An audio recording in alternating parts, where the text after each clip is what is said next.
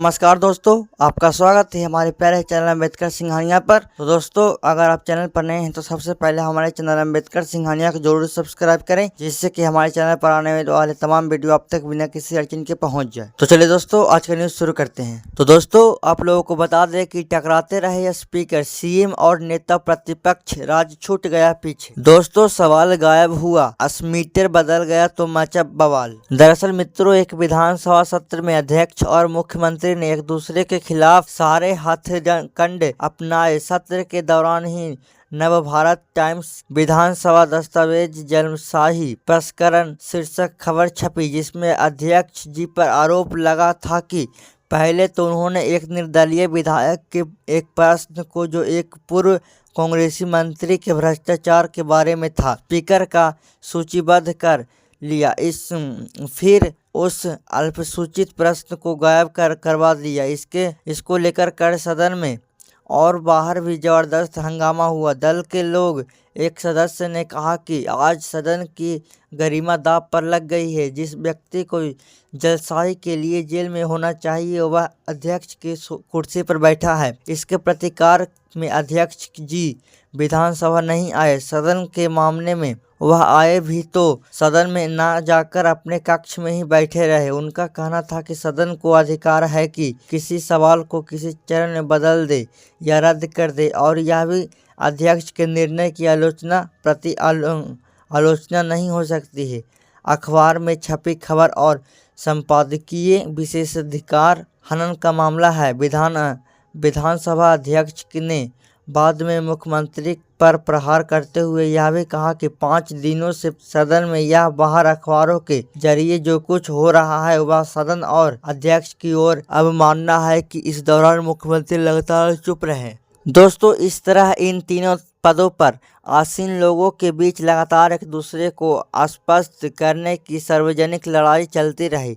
इनके इस यूज और उन दिनों के अध्यक्ष जी ने इन अखबारी मामले का जवाब देने के लिए अपने एक करीबी के जरिए विधानसभा में मुख्यमंत्री की कथित संपत्ति विवरण का मामला उठा दिया। ये वही ब्यौरे थे जो अध्यक्ष जी अपने दीवाने खासकर पत्रकारों को बताते रहे कि विधानसभा की परंपरा रही थी कि जब कोई सदस्य मुख्यमंत्री या किसी मंत्री पर भ्रष्टाचार के आरोप लगाता है तो पहले वह अध्यक्ष को संबोधित दस्तावेज दिखाकर संतुष्ट करवाता था। इस सत्र में विधानसभा अध्यक्ष के लोक दल विधायक दल के नेता लालू प्रसाद ने भी जमकर झगड़ा हुआ। अध्यक्ष जी ने बहुमत के बावजूद उन्होंने नेता विरोधी दल घोषित नहीं किया। क्या इस आपसी झगड़े के पीछे सैद्धांतिक और औपचारिक मतभेद था? कांग्रेस की जुड़ी मजबूत करने, कांग्रेस के सार्वजनिक आर्थिक नीतियों को गांव-गांव या गांधी के अंतिम आदमी तक पहुंचाने के लिए आपस में लड़ रहे थे, या पिछड़े बिहार को श्रेष्ठ राज्य बनाने की रणनीति पर यह आपसी सहमति थी? बिहार के चौपट होते गर्वनेस राज्यकाज या बढ़ते भ्रष्टाचार को दूर करने के लिए सवाल पर यह आपसी संघर्ष था। बीमारू बिहार अव्वल बिहार कैसे बने, इस नीतियां पर हमने मतभेद था। जी नहीं, यह अत्यंत निजी अहंकार का टकराव या सत्ता संघर्ष था। दोस्तों, बिहार के प्रमुख पर्व छठ के दूसरे दिन की घटना हुआ यह था कि राज्यपाल और मुख्यमंत्री दोनों छठ अध्याय का दृश्य देखने चाहते थे। पटना प्रशासन ने दोनों के लिए अलग अलग मोटर बोट की व्यवस्था की। शाम को मुख्यमंत्री निर्धारित समय से कुछ देर बाद वहां पहुंचे। उनकी मोटर बोट के खुलते ही राज्यपाल भी वहां पहुंच गए। राज्यपाल की मोटर बोट कुछ दूर खड़ी थी। कम समय के कारण वह मोटर बोट निर्धारित स्थान पर नहीं लाई जा सकी। इसी के साथ दोस्तों, भाजपा अध्यक्ष ने 22 क्षेत्रों में प्रचार की समीक्षा की। दोस्तों, नड्डा बोलते हैं प्रत्याशी के साथ टीम भी काम करेगी। दरअसल मित्रों, भाजपा के राष्ट्रीय अध्यक्ष जेपी नड्डा ने पटना और हाजीपुर में भाजपा नेताओं को साथ बैठक की। इस दौरान उन्होंने 22 विधानसभा क्षेत्रों में चुनाव प्रचार करने की समीक्षा की। बूथ स्तर पर नेताओं के सीधे संवाद किया। उन्होंने कहा कि प्रत्याशियों के चुनाव प्रचार के दौरान एक साइलेंट टीम काम करेगी जो अपनी रिपोर्ट सीधे मुख्यालय को भेजेगी। यह टीम प्रचार में कमी, कार्यकर्ताओं की मनमानी, जिम्मेदारी निर्वाहित नहीं करने वाले नेताओं के बारे में जानकारी देगी। इसके आधार पर नेताओं के खिलाफ तत्कालिक कार्रवाई होगी, साथ ही कर्मियों को तत्काल दूर किया जाएगा। उन्होंने प्रत्याशियों की ग्रेडिंग भी की। 100% जीत वाली सीट, समस्या वाली सीट को अलग अलग किया। जिन सीटों पर समस्याएं आ रही हैं वहां पर अलग से रणनीति बनाकर प्रचार करने को कहा। नड्डा ने नेताओं से कहा कि प्रथम चरण में चुनाव प्रचार में अभी 11 दिन बचे हैं। ऐसे में प्रत्येक वोटर को 110 बार जनसंपर्क करें। इससे प्रत्याशी का नाम वोटरों को याद हो जाएगा। इस दौरान बिहार देश के विकास और दुनिया में भारत के सम्मान के बारे में भी बताएगा। इससे वोटर खुद को सम्मानित महसूस करेगा। नड्डा ने कहा कि प्रधानमंत्री नरेंद्र मोदी ने बिहार को लेकर कई निर्देश दिए हैं, उनके निर्देश को अनुसार काम करें। इसमें क्षेत्र में प्रवास, कार्यकर्ताओं के साथ भोजन योजना और वोटरों की सूची बनाएं। तो देख सकते हैं दोस्तों, नड्डा जी रणनीतिक तरीके से प्रचार करने को बोल रहे हैं। वो बोल रहे हैं कि नरेंद्र मोदी ने जिस जिस योजनाओं का ऐलान किया है हम पूरा अभी कर दें, जिससे कि जनता को याद हो जाए कि यह नेता हमारे लिए ये योजना लागू किया है। इसी के साथ मित्रों, नेता प्रतिपक्ष ने कई चुनावी समस्याओं को किया संबोधित। दोस्तों, उम्र में कच्चा, जुबान का पक्का है तेजस्वी। दरअसल मित्रों, नेता प्रतिपक्ष तेजस्वी यादव ने शुक्रवार को कहा कि मैं उम्र में कच्चा हूं पर जुबान का पक्का हूं। जो मैं बोलता हूं उसे कर दिखाता हूं। मुझे 20 साल बनाम 20 माह का समय चाहिए। हर बिहारी परिवार के एक सदस्य को नौकरी देने का काम करूंगा।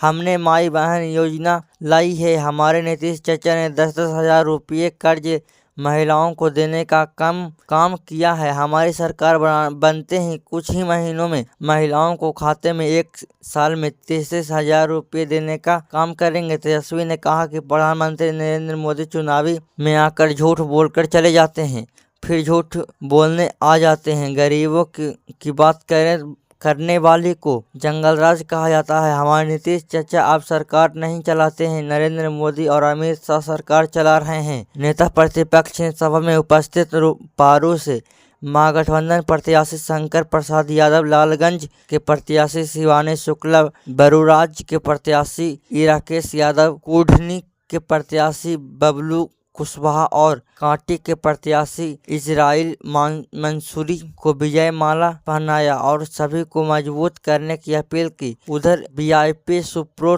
मुकेश सहनी ने महागठबंधन की सरकार बनाने की अपील की। तो देख सकते हैं मित्रों, यहाँ पर तेजस्वी यादव ने बोला कि हमारी सरकार बनेगी तो हम प्रत्येक घर में एक एक व्यक्ति को सरकारी नौकरी देने का वादा करता हूं और साथ ही सभी महिलाओं को, जीविका दीदियों को 1 साल में 33 हजार रुपये का भी वादा किया। दोस्तों, तेजस्वी यादव कहते हैं कि यहाँ पर दरअसल नीतीश चाचा बिहार को नहीं चला रहे हैं बल्कि मोदी जी और अमित शाह चला रहे हैं, क्योंकि जब भी चुनाव आता है तो मोदी और अमित शाह झूठ बोलकर चले जाते हैं। इसी के साथ मित्रों, 43 लाख करोड़ सालाना कमाई कर रहे हैं ऑनलाइन धोखेबाज। दोस्तों, ऑनलाइन फ्रॉड इंडस्ट्री का गढ़ है कंबोडिया। दरअसल मित्रों, अमेरिका और ब्रिटेन की ऑनलाइन फ्रॉड की रोकथाम के लिए मजबूत इरादा दिखाया है। 14 अक्टूबर को अमेरिका ने कंबोडिया के प्रिंस ग्रुप के चेयरमैन चेन झी से 1 लाख करोड़ रुपये का क्रिप्टो करेंसी बरामद की है। दोनों देशों ने कंबोडियाई कंपनी पर प्रतिबंध लगा दिया है। यह एशिया में ऑनलाइन स्कैम इंडस्ट्री के खिलाफ सबसे बड़ी कार्रवाई है। ब्रिटेन ने लंदन में कंपनी की 19 संपत्तियां जब्त की है। इसके बावजूद इंडस्ट्री के बाद बंद होने की गारंटी नहीं है। घोटालेबाज दूसरे देशों में फर्जी कारोबार ले जा रहे हैं। दुनिया भर में ऑनलाइन धोखेबाजी करने वाले इंडस्ट्री 1 साल में 43 लाख करोड़ रुपए से अधिक कमाती है। इंडस्ट्री चलाने वाले लोग रोमांटिक रिलेशनशिप में लोगों को फंसाकर धन हड़पते हैं, झांसा देकर बैंक खाते खाली करते हैं। फोन या ऑनलाइन भरोसे हासिल करने के बाद धोखाधड़ी होती है। अक्सर क्रिप्टो करेंसी में फर्जी निवेश कराया जाता है। अमेरिकी सरकार का कहना है कि इससे अमेरिकियों को हर साल अरबों रुपए का नुकसान हो रहा है। विशेषज्ञ जेवर